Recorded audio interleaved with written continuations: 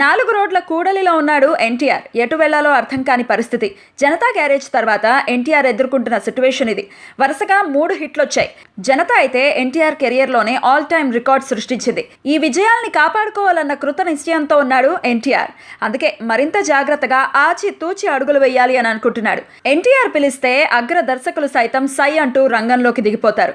కానీ ఎన్టీఆర్ ఎక్కడా తొందరపడటం లేదు. పూరి జగన్నాథ్, త్రివిక్రమ్, అనిల్ రావుపుడి, లింగుస్వామి ఇలా ఎన్టీఆర్ ముందు చాలా ఆప్షన్స్ ఉన్నాయి. వాళ్ళంతా ఎన్టీఆర్ ని రౌండప్ చేసి కన్ఫ్యూజన్ లో పడేశారు.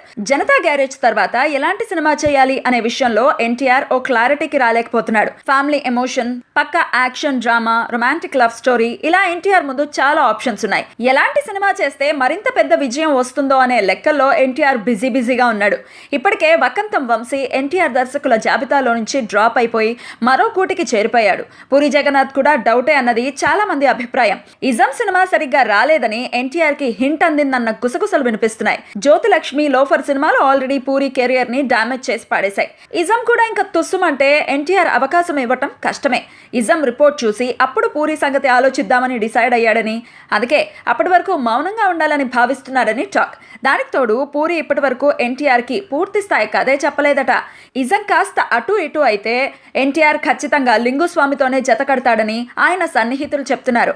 ఎన్టీఆర్ పద్ధతి చూస్తుంటే మరీ అతి జాగ్రత్తకు పోతున్నాడేమో అని కూడా అనిపిస్తోంది. స్పీడ్లో ఉన్నప్పుడే చకచకా సినిమాలు చేసుకుపోవాలి. కథలు సిద్ధం చేసుకుని ఒకదాని తర్వాత మరొకటి పట్టాలెక్కించాలి. ఈ విషయంలో ఎన్టీఆర్తో పోలిస్తే మిగిలిన హీరోలు నయం అనిపిస్తోంది. ఎవరూ ఒక్క నెల కూడా ఖాళీగా ఉండటం లేదు. సీనియర్లు సైతం సినిమా తర్వాత సినిమా అంటూ వేగంగా దూసుకుపోతున్నారు. ఎన్టీఆర్ మాత్రం ఆచి తూచి అడుగులు వేస్తున్నాడు. సింహాద్రి తర్వాత దూకుడు నిర్ణయాల వల్ల ఎన్టీఆర్ కెరియర్ తిరోగమన దిశలో వెళ్ళింది. మళ్ళీ ఆ తప్పు చేయకూడదనే ఎన్టీఆర్ మరీ ఇంత జాగ్రత్త పడిపోతున్నాడేమో.